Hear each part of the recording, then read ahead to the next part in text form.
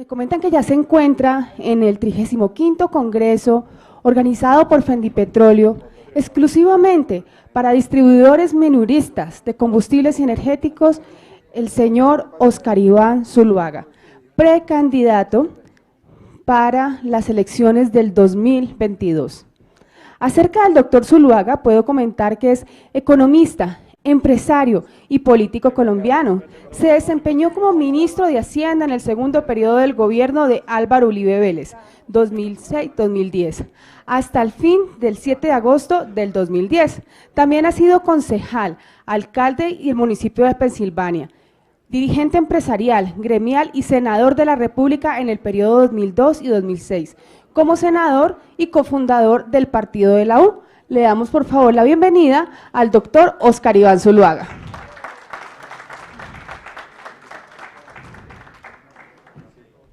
Doctor, buenos días, bienvenido. El poder de la palabra es suyo. ¿Quién va a estar acá? ¿Solo yo? ¿Tiene toda la palabra? ¿Toda?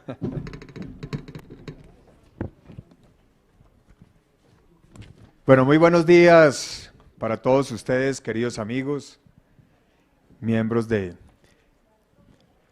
Fendipetróleo. Un saludo al doctor Juan Carlos Vélez, muchas gracias por esta invitación. Son 15 minutos, por lo tanto seré muy preciso, muy puntual, para tratar de abordar lo que considero puede ser una agenda de temas. No soy un experto en el sector, pero he tratado de documentarme un poco para poder hablar temas del interés de ustedes. Y quiero entonces transmitirles algunas ideas sobre las cuales puede girar una agenda si yo gano la presidencia para trabajar de la mano de ustedes. Lo primero que yo quisiera decir es que este sector tiene unas particularidades que lo hacen muy importante. Cuando uno mira el número de estaciones de servicio, que son, según una cifra me dicen unos 5.700, podemos estar hablando digamos de 6.000. Uno encuentra que 4.000 de ellas están en manos de pequeños y de medianos. Y eso muestra la dimensión del sector, sobre cómo tiene que funcionar un mercado que se asimila a todo lo que es un mercado de servicios públicos, o mercados como el de, por ejemplo, el de la energía, donde claramente tiene que haber unas señales fuertes y precisas del Estado que garanticen el buen funcionamiento del mercado. Y sobre esa base me parece que hay un principio: cómo lograr que sea un mercado estable, donde puedan competir grandes, pequeños y medianos, y donde se preserve claramente principios esenciales. Por eso creo que en esos puntos lo primero es cómo poder establecer un mecanismo que conduzca a un precio piso que pueda garantizar la estabilidad financiera a través de unos márgenes que sean mínimos y atractivos para el negocio. Sobre todo que para el pequeño le den la tranquilidad que no va a ser eliminado del mercado, simplemente por la dificultad de competir con grandes actores. El mercado necesita a los grandes, pero necesita a los pequeños.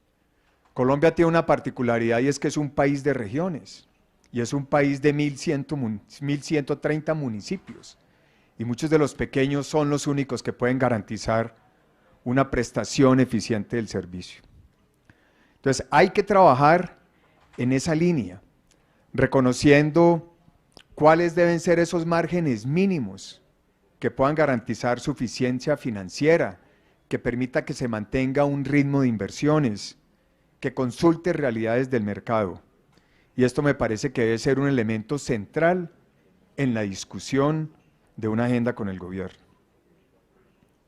Creo que hay que abrir también el tema a cómo debe ser un mecanismo de regulación que le ponga límites a lo que pueda ser una integración vertical entre grandes para que no terminen, digamos, acabando toda la estructura de los pequeños. En muchos sectores lo tenemos, en el tema de la salud existe. ¿Cuáles son esos niveles de integración vertical?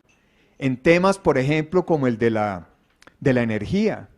Está arreglado cómo debe ser la distribución, hasta qué punto se puede ejercer una posición dominante, por ejemplo, en la comercialización, en la generación de energía. Porque obviamente son negocios complejos, son negocios que requieren economías de escala. Por lo tanto, un segundo tema, aparte de lograr ese piso, ese mínimo de sostenibilidad de márgenes en el mercado, hay que avanzar en cuáles deben ser esos factores de integración vertical que permita que los mayoristas puedan tener obviamente su participación de mercado, pero que también los minoristas tengan la tranquilidad que pueden desarrollar el mercado y moverse libremente dentro de él. Y creo que ese elemento de regulación lleva a un punto central. ¿Cómo debe ser la actuación de la superintendencia, en este caso de Industria y Comercio, que permita dar respuestas efectivas a lo que puedan ser en un mecanismo de regulación y de integración a abusos de posición dominante? Experiencias de otros países indican que no es suficiente que en el mercado los grandes se queden con toda la porción del mercado. Los pequeños necesitan unas normas claras que les permita mantenerse en los lugares, en las posiciones que ellos han construido con esfuerzo durante mucho tiempo. Ese mecanismo entonces de poder garantizar una posición dominante, de estarla revisando y regulando, para que haya una movilidad en un mercado más regulado. No es posible dejar al mercado solo la definición de todos los actores, y más en un sector que está tan reglado en los márgenes, donde se sabe que cada precio de galón de combustible, cuál es la distribución de esos márgenes, y está claramente definido qué es para el productor, qué es para el mayorista, qué es para el minorista. Y ese problema y esa frontera es la que hay que tratar de cuidar, porque un mayorista puede tener en últimas el margen del minorista para absorber una posición dominante en el mercado. Y eso exige una capacidad de regulación importante del Estado, y obviamente el instrumento es la Superintendencia de Industria y Comercio. Otro factor es cuál debe ser el alcance de la regulación técnica desde el Ministerio de Minas.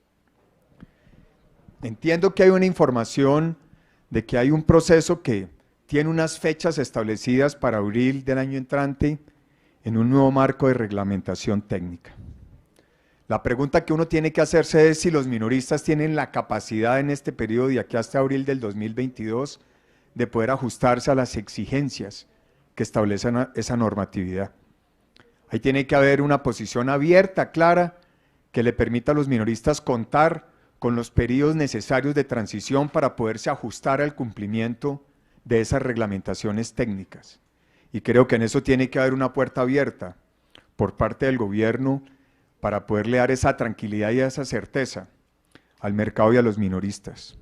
Un mercado que se siente incapaz de poder atender una reglamentación técnica puede en un momento dado ser excluyente de la participación de mercado de muchas de esas empresas. Y Colombia tiene que preservar a todas estas empresas minoristas, tiene que preservar ese empleo que generan.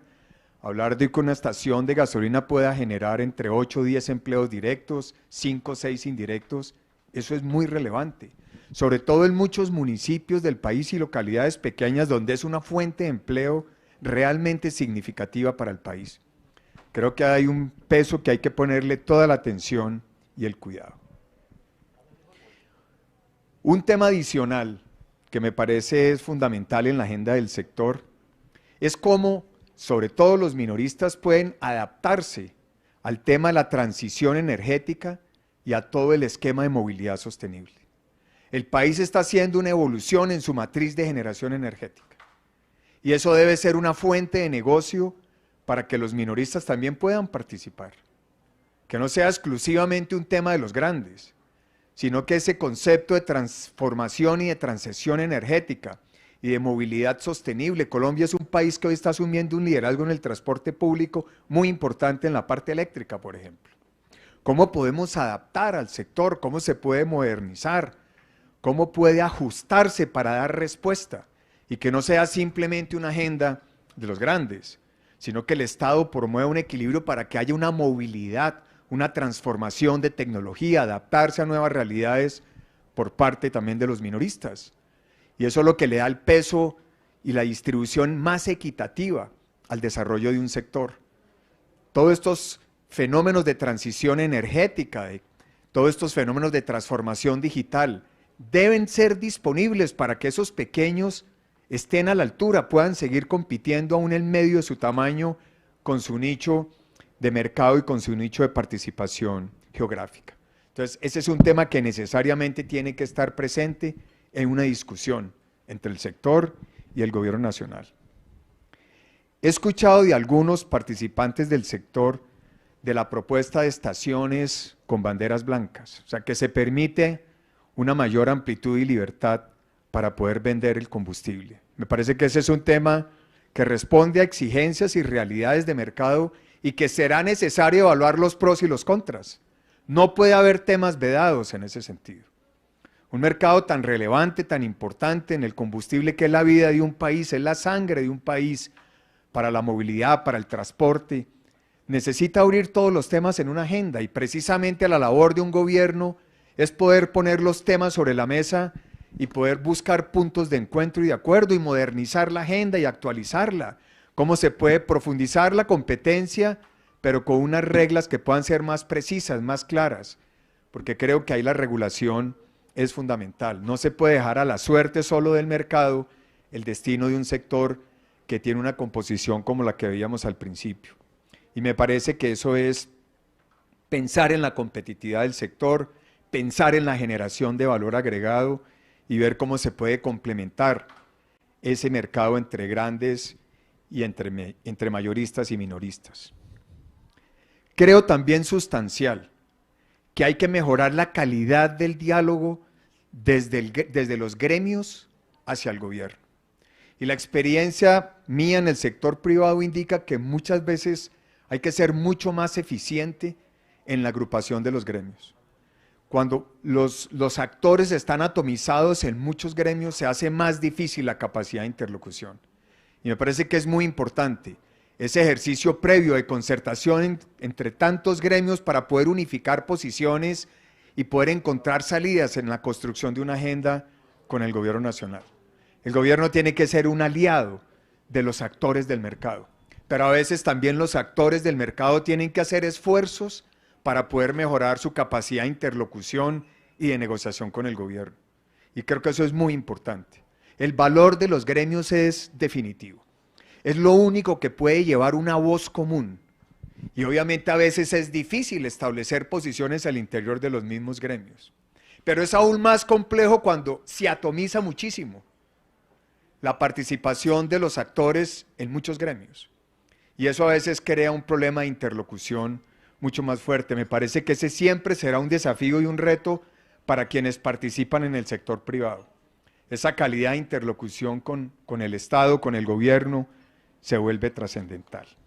Me parece que ahí hay unos elementos que yo quisiera planteárselos a ustedes dentro de lo que he recogido de las inquietudes de cómo podemos avanzar para tener, repito, un mercado estable, un mercado donde se preserven los actores, mayorista, minorista, donde haya una mayor claridad en regulación, donde haya unos actores previamente definidos, donde existan criterios para poderse mover y encontrar esos equilibrios que preserve el negocio de los minoristas sin controlar una posición de mercado, pero que sea necesario entender que el Estado tiene que proteger también la supervivencia de los minoristas.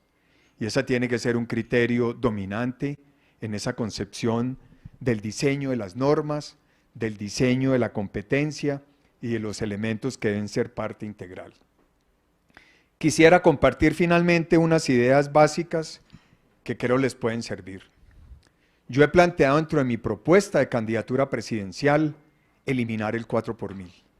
Creo que el 4 por mil es un tema muy relevante para pequeños y medianos actores.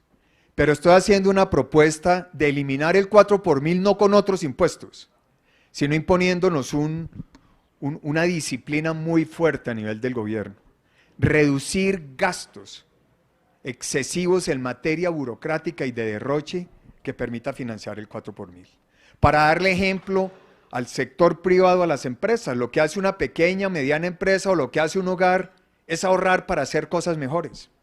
Y yo creo que Colombia necesita ese ejemplo por parte del gobierno, que el gobierno refleje que puede ser mucho más austero, mucho más eficiente. Y por eso nos hemos impuesto esa meta. Muchos dirán que en cada campaña se ha prometido esto, pero es una necesidad mirar esa perspectiva, porque hoy una de las mayores preocupaciones que hay es la pérdida de confianza de los ciudadanos en el Estado, en las instituciones. Se ve un Estado derrochón, un Estado burocrático, y es necesario que el Estado le dé señales a los colombianos, a los ciudadanos. Y la herramienta esencial de eso será convertirnos en un país digital, un gobierno digital y una sociedad digital. Hoy la automatización y la tecnología son el camino para poder transformar la concepción del Estado. Un Estado ágil y moderno, que con reglas claras, simples y precisas, estimule el desarrollo y la participación del sector privado y de la inversión. Estimule la participación de la pequeña y mediana empresa, que es el eje de la creación de empleo del país, que estimule el emprendimiento. Y hacia allá tienen que estar dirigidos los esfuerzos si queremos construir un Estado en esas características. Y finalmente, yo quiero recordarles que antes de ser un político, yo soy un empresario.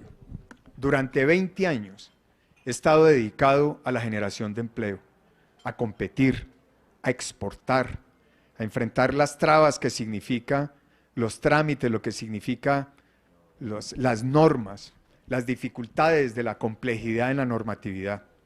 Y por eso una de mis aspiraciones es poder llegar a la presidencia para poder aportar todo ese conocimiento. Colombia necesita un Estado moderno, eficaz, un Estado que genere empleo, que estimule la iniciativa privada, que estimule el emprendimiento, que construya oportunidades, pero de la mano de las oportunidades que se pueden crear dentro de la inversión del sector privado. Y por supuesto, tengo 30 años de servicio público al país. Yo nací en un pequeño pueblo, Pensilvania, Caldas, en la zona cafetera, y empecé mi vida pública como alcalde y concejal de mi pueblo. Allá hay 2 pequeñas estaciones de combustibles. Y entiendo cuáles sus dificultades, sus dramas, cómo funcionan sus proveedurías, su mercado, todo su proceso de formación de precios. Recordaba lo importante que era para ellos la compra pública, el estímulo a que las personas llegaran y pudieran tanquear sus carros, por ejemplo, en el municipio, para dejar valor agregado, para darle utilización. Y sé lo que eso significa en la vida de un pueblo, de una localidad, y como mi pueblo hay miles en Colombia que marcan esa huella, lo que puede ser un sector minorista que le presta un servicio esencial a la ciudadanía. Me anima entonces ser presidente para trabajar en esa dirección. Y pueden tener ustedes la certeza que lo primero que haremos es construir esa agenda desde el primer día con ustedes. Definir estos temas como he esbozado y seguramente otros para poder fijar una mecánica de trabajo y avanzar con resultados. Más que normas, el país lo que necesita es acción, ejecución, resultados. Y que veamos progresos en cada uno de los temas a través de un diálogo sincero, de un diálogo franco, con las cosas sobre la mesa. Que es la única forma como se puede fortalecer y hacer fuerte sectores productivos como el que ustedes representan. Con esas ideas entonces, doctor Juan Carlos, señores miembros de la Junta Directiva, queridos afiliados que nos acompañan acá, presento unas consideraciones en esta amable invitación que me hacen ustedes y reiterarles que si yo gano la presidencia podrán contar conmigo como un presidente que escucha, que dialoga y que quiere ver unos avances sustanciales en una agenda para un sector como el que representa Fendipetróleo. Muchas gracias, doctor Juan Carlos, a ustedes. Muchas gracias.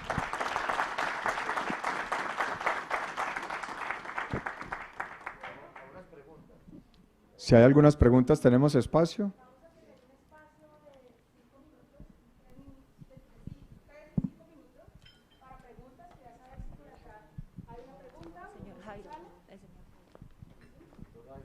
¿Se necesita algún micrófono con este? Doctor Oscar Iván, primero agradecerle por su presencia en esta importante evento, nuestro 35º Congreso de Fendipetróleo Nacional. Segundo, felicitarlo porque su intervención muestra que realmente se preocupó por tener una radiografía del sector. ¿Sí? Se nota que se preparó y esto habla muy bien de usted. Por último, no sé si sea atrevida la propuesta, pero quiero proponerle dos temas y se los voy a argumentar. Primero, que se comprometa no solo con las personas que nos encontramos hoy aquí sentadas en este auditorio, sino con cerca de 4.500 propietarios que seguramente nos están viendo en este momento o nos van a ver porque estos videos van a quedar colgados en las plataformas digitales, con garantizar un derecho, no una limosna, un derecho que tienen los prestadores de servicio público en Colombia, que es la suficiencia financiera. Y esta suficiencia financiera, doctor Oscar Iván, usted fue ministro de Hacienda, lo conoce plenamente, se garantiza a través de una tarifa o de una remuneración, que es lo que estamos nosotros solicitando, a través de un margen de comercialización, piso que garantice los costos operativos, administrativos y de mantenimiento de una estación de servicio. Esa es la primera propuesta.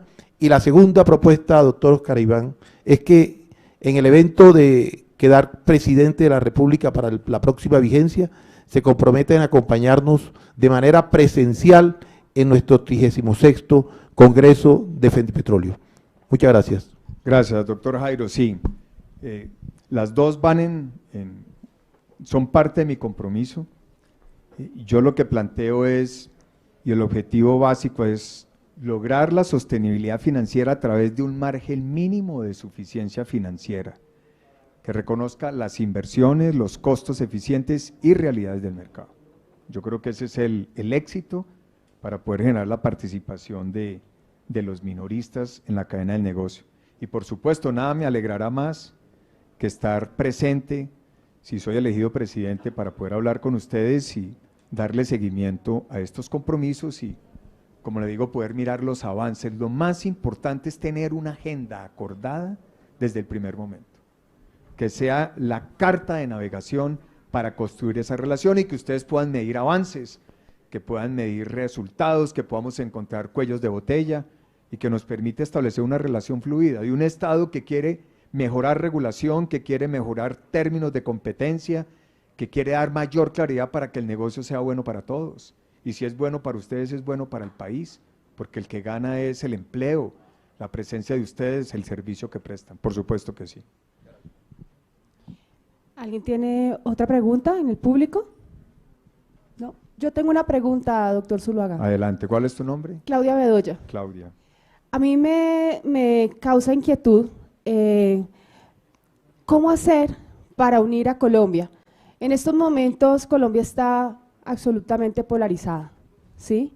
Y creo que la gente que defiende la democracia debe unirse desde ya para que el próximo presidente pues tenga esos valores democráticos y haga respetar la empresa privada. ¿Tiene alguna estrategia? Claro que sí, Claudia, y esa es una pregunta porque la hace ya 100% política. Creo que sí, y me parece que la experiencia hoy es lo que acaba de ocurrir en Perú, y ocurrió hace 3 meses. En Perú no se unieron diferentes sectores sociales y políticos desde la primera vuelta, y por eso ganó la izquierda, ganó el populismo. Y hoy Perú es un caos. En 3 meses, 2 gabinetes. Hay fuga de recursos de capital. En 3 semanas, el 15% de las reservas internacionales se fugaron. Es un país en venta, de desesperanza, de desánimo. Eso no nos puede pasar. Y por eso yo he planteado desde el primer momento que nos tenemos que unir. Es el momento de pensar en el país, más que en personalismos o en partidos. Es el momento de pensar en país porque está en juego la democracia. Y cuando hablamos de que está en juego la democracia, hay principios esenciales. El principio de la libertad, el principio de defensa de la familia, el principio de la defensa de la inversión privada del empresario, pequeño, mediano, a todo nivel, el principio del emprendimiento, de la libertad de expresión. Son factores esenciales y por eso creo, y ustedes nos pueden ayudar mucho a eso, a que nos unamos diferentes sectores sociales y políticos para poder lograr mecanismos que permitan a través de un de una selección democrática. Yo lo he propuesto una consulta interpartidista en marzo del año entrante, que coincida con las elecciones de Senado y Cámara para llegar con un solo candidato a la primera vuelta. Si no lo hacemos, el riesgo para el país es muy grande y está en juego los negocios, el patrimonio y la libertad de empresa que ustedes han construido y defienden. Y creo que en ese sentido todos estamos en la obligación de pensar en el país y unirnos con ese propósito, Claudia.